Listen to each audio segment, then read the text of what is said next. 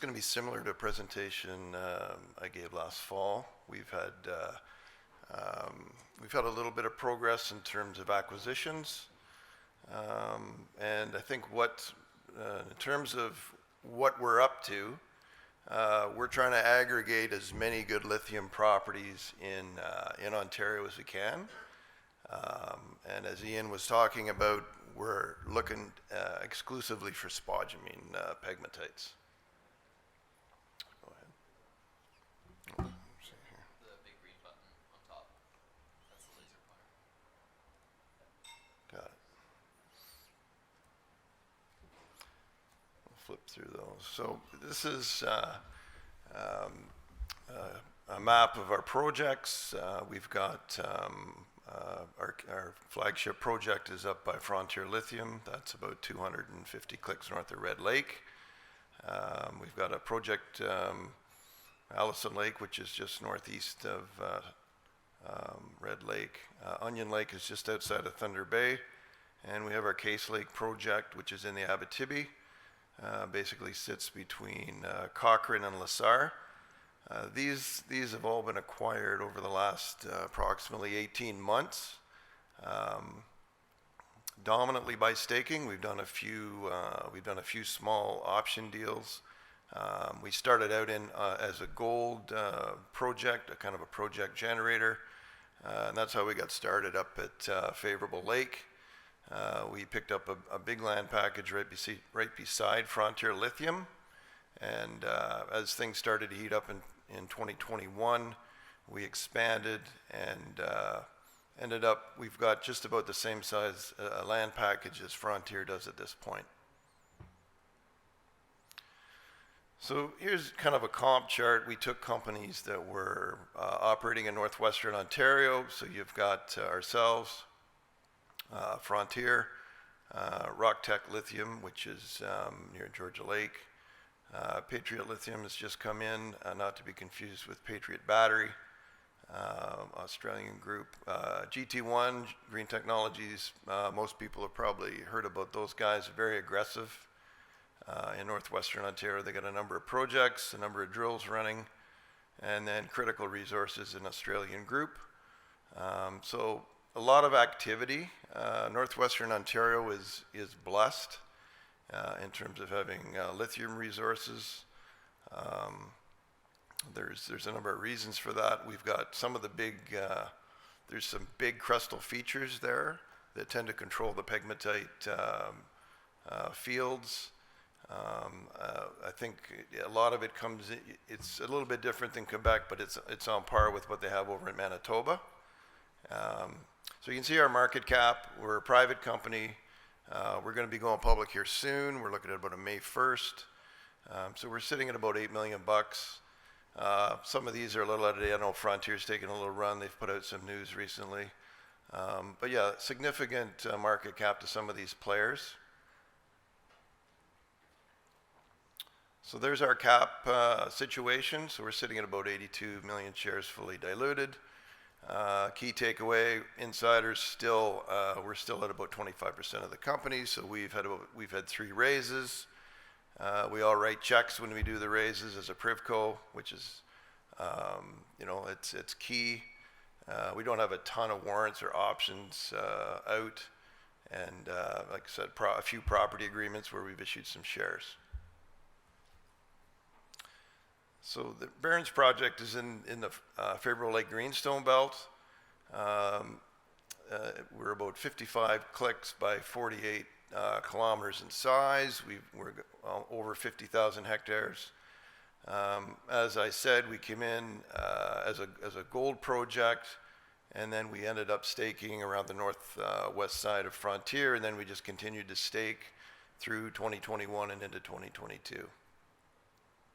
We have 100% ownership. We bought the gold mine in 2020, and a few small deals, but the rest of it has been staked. So there's no royalties, we've got kind of a polymetallic. We've divided the property in half. Half of it's our polymetallic, which is dominantly gold and silver, and the other half is our lithium pegmatite project. We got a program off the ground in 2022. We'd been putting our land packages together. It was toward the end of August, so we did a real quick prospecting program. We got a chopper, a couple of guys, some First Nation guys. We got about 50 samples in 10 days. Kind of a smash and grab, just get out there. You can see you can land the chopper in a few places fairly easily. Some places we had to cut some pads, but more or less it was pretty effective, fairly cost effective. We probably found over a dozen different pegmatites. Some of them are over, they're at least 40 meters wide. We got some pretty highly anomalous lithium. We got a lot of interesting tantalum, cesium, rubidium numbers, kind of on par with what you would get in any of the pegmatite belts.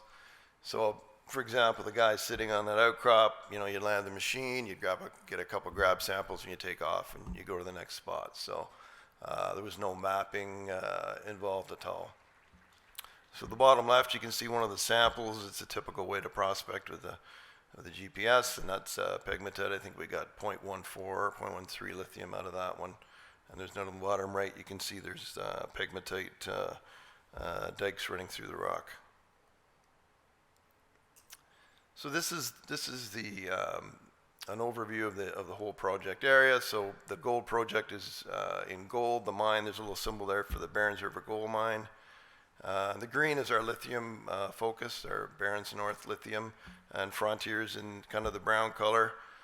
You can see their projects pack down to the bottom in the yellow stars. The whole trend's over 130 kilometers. There was no pegmatites known on our ground, but we did have, as those other dots are kind of indicators. So we had things like radioactivity, uranium, moly, tourmaline, other things like that. They're pretty indicative that you're onto a pegmatite, and it could be lithium bearing.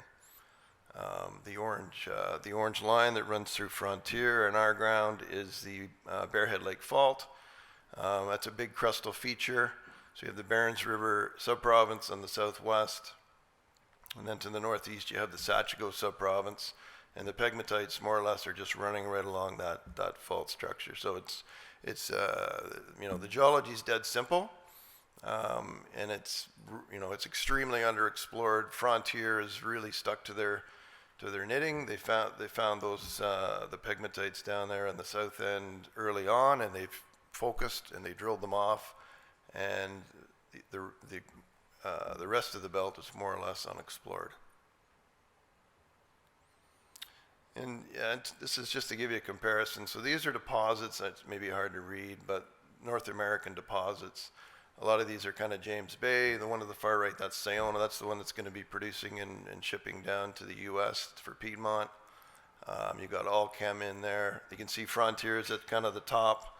That diamond has just moved over to the right some more. They put out an updated resource, and it's growing very quickly. The key reason for that is that they've got enormous pegmatite. So if you're following lithium, there's a group that puts out lithium hits, gold hits. Like Frontier is always at the top of that list, and it's almost orders of magnitude down to the next guys. So they're getting 200, 300, sometimes 400 meters of pegmatite. Very low impurities, very, very high quality spodumene concentrate. So it's the type of thing that's going to have a very low capital. It's going to have a very low operating cost situation. You're going to have a big open pit. You're going to be able to go to depth, and you can build tons quickly. So yeah, infrastructure in the area. So we're north of Red Lake. We have a partial all-weather road, and then we get into a winter road situation, and that's about to be rectified. So this is a picture of this is kind of the main span over the biggest river to get up into our territory. It's this is pictures from Stantec. So these are conceptual. But the engineering's been done, the EA's been done, so this is in the works. This will be dominantly funded by the province of Ontario. So that's that's kind of what it looks like. You can see on the bottom right there, that's what the all-weather road that comes up from Red Lake looks like. There's a power line that runs along there. And this is from the Wate Power Project. So Fortis and both levels of government are funding a big power line project. So let's see if I can get this to work. So that's Red Lake, and that's the Nungesser Road. So that's all-weather road up to there, and that's where that bridge is going to go in at Pekanjicum. Power line's already up to Pekanjicum. They're on the grid. And then all these communities here, right up to Sandy, they're all going to be on the grid by 2024. So there's the favorable Lake Greenstone belt right there. So the power line cuts right through the middle of our project, and the road is essentially going to be rerouted. The road now swings up to the right, but it'll follow the power line. It's all been cut out. The EA was all done, of course, species at risk, all that great stuff. So that's all done. So that's what it looks like when you fly up there. So when we did our prospecting, it's the camp we stayed in. There's 5 or 6 camps up there. That's the construction company that's building the power line, and that's, you can see there's the power line, a substation. There's the winter road right beside it. For Frontier, they've got the substation almost right beside their project. So you know, it was, you know, partially good planning.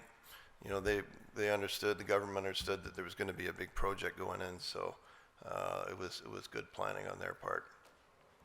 You can see who's funding it. You got infrastructure from the feds, Ontario, and the 24 First Nations. So it's a JV. We call it Wate. It's hard to pronounce the full name, but all the First Nations up in there are going to be participants. Fortis running it, and there's another branch that runs up through Pickle and ends up at Musselwhite. So just a map of the players. There we are up here with Frontier and ourselves, our Midex Lithium South. We have Allison Lake. We have a gold project. It's kind of where we started out in 2019, putting this big gold project together. We've farmed out about 2/3 of it. The upper 2/3 is farmed out to a gold major. We retained the bottom part. It's got an old gold mine on it, so we're going to hang on to that. We're still under a CA on it, but we'll see. So with our gold assets, we're looking to monetize them possibly at some point down the road. And there's our Midex Onion Lake project. It's just a 1-hour pickup truck ride on good roads north of Thunder Bay. GT1 is up in here. Seymour Lake, I think there's 2 drills running there. Root Lake, there's a couple of drills running. This is Tanco. So this was sold to Sinomine about 5 or 6 years ago. Avalon, Separation Rapids, sitting here, and then you've got International Lithium here. You've got Rock Tech, First Energy. So a lot of players, a lot of activity. So besides our flagship, we've got another 3 properties, as I mentioned there. So Allison, Onion, and Case. All good road access, good size, they're staked, there's no royalties. A lot of these were based when we staked them. There wasn't a lot of staking activity going on at the time, so we just dug into the government. There was some good government work done. It was actually mainly for tantalum, but they kind of worked out that there was a number of those pegmatites. Sorry, I should go back here, hold on. So there was good fertile granites, and as well as established lithium, cesium, tantalum pegmatites in these areas. Case is being drilled by Power Metals. It's a very interesting play. They put out some fantastic cesium numbers, and Winsome's picked up a chunk of that project as well. So we're really the only 2 players on that one.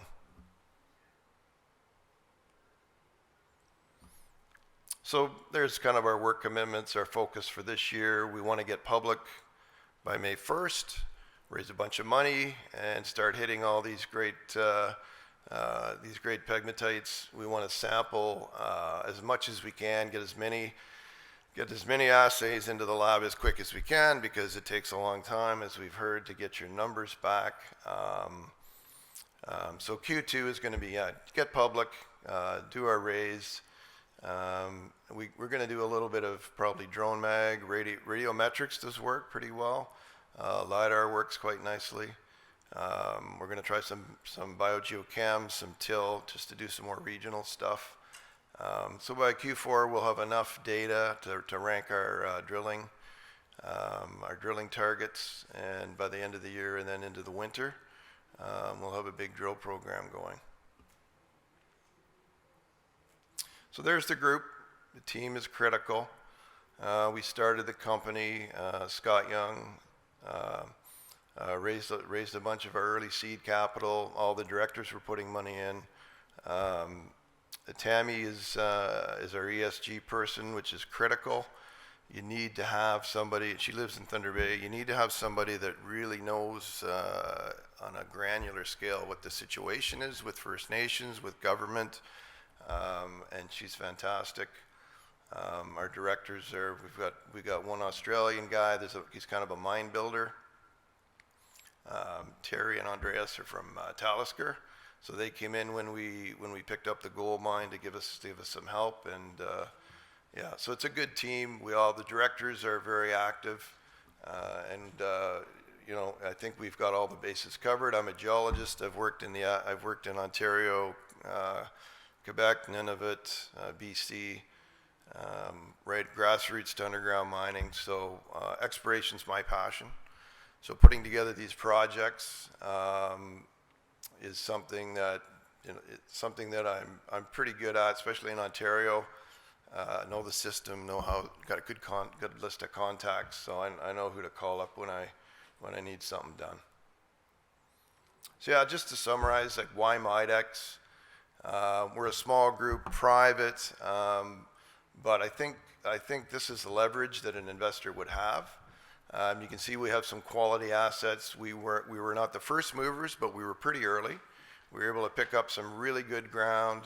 It's like dominantly staked, so no royalties on it. We don't have a lot of work commitments or option payments or shares to go out. We have the experience to get the work done. We've got a lot of experience with First Nations up in that neck of the woods, and so that's kind of how we picked and chose exactly where we were going to end up. That's a big factor. When you're picking up ground, you got to know where you're going. So yeah, critical minerals, critical path. This is a big year for us to get public. Lithium it doesn't really matter what chemistry you're going to do for batteries. Lithium is the key, and it's going to be the key for 30 years. The situation with lithium is that there aren't any old mines laying around that you can fire up like you could with copper, that you could with nickel and gold, right? I mean, that's why they're so cyclical. Even uranium, there's things you can fire up again, and then the demand, the supply will catch up with demand. With lithium, it's just almost a new ball game. It's almost like when diamonds were discovered in Canada in the 90s. It's just there just wasn't any background to start with. And critical mass, we've got over 82,000 hectares of prime exploration ground. The Berens Project is right beside the best deposit in North America. In terms of size and grade and the impurities, which doesn't get talked about too much, but if you've got low iron, other impurities in your spodumene con, you're going to get a premium, and you're going to be able to produce at low cost. So that's it. Discovery, delineation, expansion. There's a couple of pegmatites that we came across this fall. So it's an exciting program. We got a lot to look at. Like I said, we're going to try to get about 1,500 samples into the lab this summer.